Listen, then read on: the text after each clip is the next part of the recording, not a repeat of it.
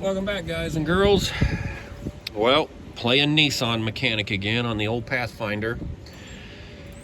Ordered a new set of fuel injectors, and so I had to tear everything off, of course. Put them in yesterday, got everything put back together, and number one cylinder was not firing, misfire. Started pulling. Well, of course, you can't get to number one cylinder because the intake manifold goes way over here like this.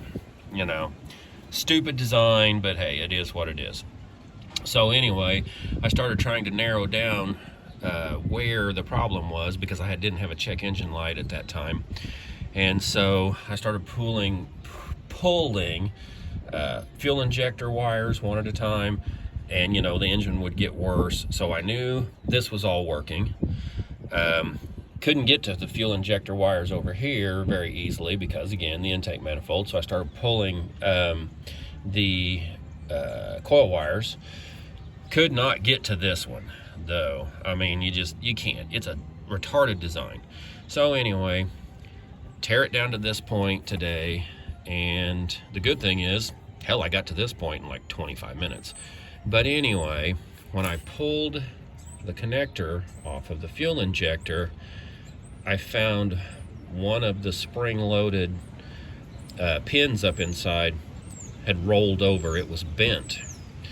So I'll put a photo here.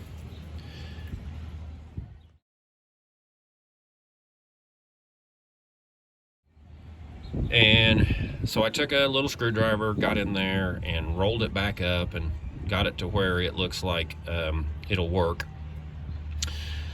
So I'm gonna take the chance and throw it back together and start it up and see if that fixes it. But guys, if you're working on this stuff and you have an odd problem like that, don't forget to check your connectors, especially if they've been off multiple times.